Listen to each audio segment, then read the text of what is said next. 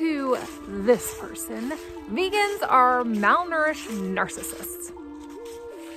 I'll leave that comment up there for y'all to read through, but I will be touching on all of the subjects that this person believes align with anybody who is on a vegan diet.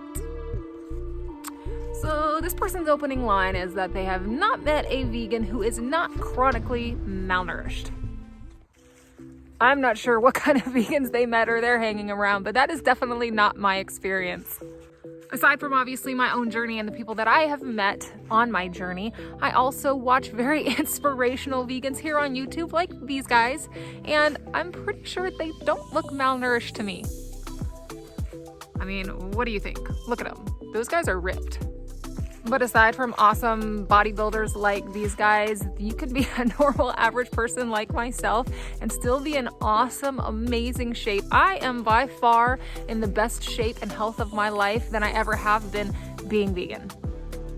According to an article by Precision Nutrition, fully plant-based eaters score higher on a healthy eating index. This isn't necessarily because we don't eat meat. It has to do more so with the fact that we are eating a lot more whole foods. We make very conscious decisions, and we tend to put more foods that come from the earth into our bodies. In this article that they wrote, it talks about how 60% of calories consumed come from ultra-processed foods. That being said, that 60% is much higher in people who don't eat a vegan, whole foods, plant-based diet. As I've said before, obviously there are unhealthy ways to do this diet, but generally speaking, we are much more mindful of what we eat, which means that we tend to eat healthier.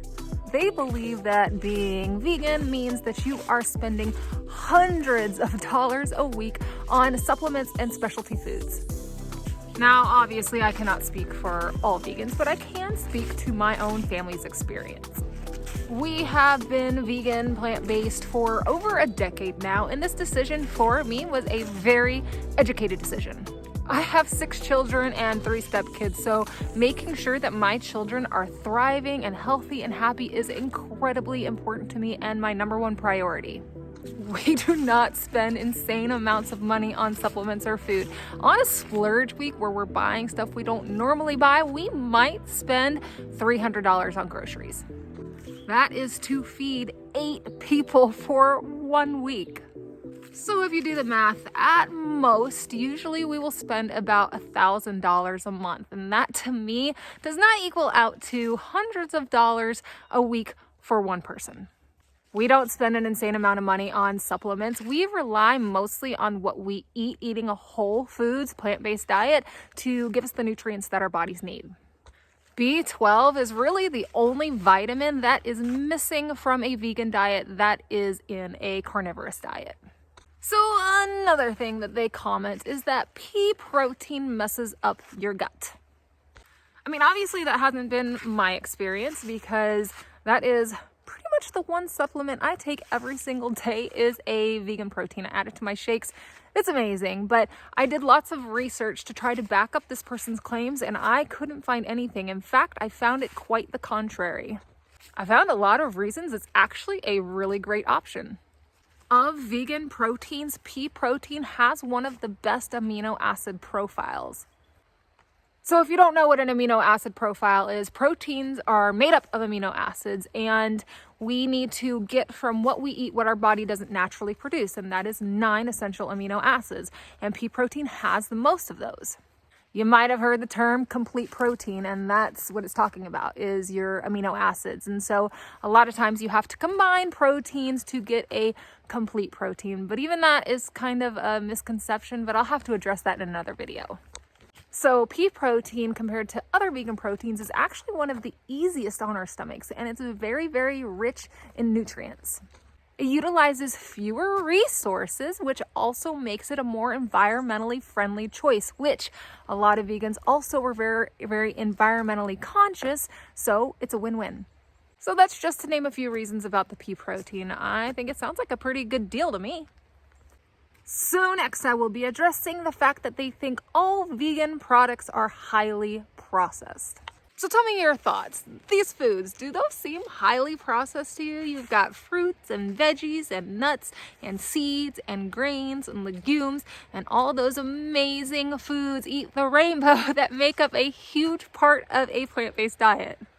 I think maybe if you yourself are not in the vegan way of living or a vegan community or more health conscious, that you might not understand that a big portion of what we eat comes from Mother Earth. It comes from the ground. It is natural.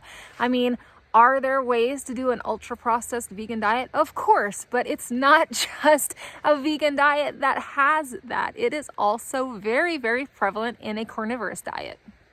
Are there highly processed vegan foods? Yes, I've addressed this, but I honestly think that the intentions are good behind wanting to create these foods. I think it is to kind of create a bridge for people who are interested in going vegan, but still are adapting. They're adjusting and they're trying to transition to veganism. And this gives them a way to eat the things that they used to love that are no longer in a vegan diet. However, that does not mean that this makes up the majority of vegans. It does not. It is out there, but that's not usually how we eat. We tend to be more health conscious. There are plenty of studies that support what I am saying. As the study right here shows, it is much more prevalent in a carnivorous diet than it is a plant-based diet. Now, the comment that really gets me here is where he calls vegans narcissists. How in the world we go from talking about veganism and his comment to comparing us to narcissism, I really don't understand. I'm pretty sure most vegans are actually the opposite of a narcissist. Here's the definition. From an ethical standpoint, all vegans put all sentient beings above all else. Their welfare, their well-being is a top priority. I mean, we show empathy so much to the point that we choose not to consume animals, and we are very conscious about the choices we make when we live our life. If that's what narcissism is, then I guess he's right. I guess we're all narcissists.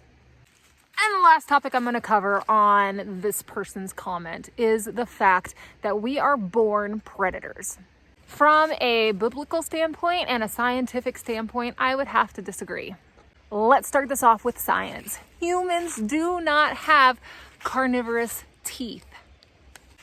If we were born true carnivores, then we would be able to rip apart flesh with our teeth without the help of utensils or other tools. Carnivorous jaws also only move in one direction. They move up and down. They don't move side to side. We have jaws that move side to side because we are meant to eat plants. Another way that our bodies were not designed to eat meat is the fact that we have different intestines than meat eaters. Our digestive systems do not like meat. Meat eaters have very, very short intestines so that the meat can pass right through the system, as opposed to humans who have very long intestines. We are designed with long intertwining intestines because it is meant to allow more time for our bodies to digest plant fibers. And from a biblical standpoint, we are also not made to eat meat. You go back to before the fall, and we were designed to eat what was growing in the garden. We were not designed to eat animals because there was no death. So when we were created as humans, we were designed to simply eat the fruit and produce that grows from the earth. So that is all I have for this video. I like when people make comments like this because it gives me a reason to share things that I have learned and the knowledge that I have found along my journey. I've been on it a long time, and it's okay for people to have differences of opinions, but an educated opinion is super important. I hope that by making this video, maybe I address some misconceptions that you might have about veganism too, or that it gives you information. It has helped educate you on ways that you can share this knowledge with other people.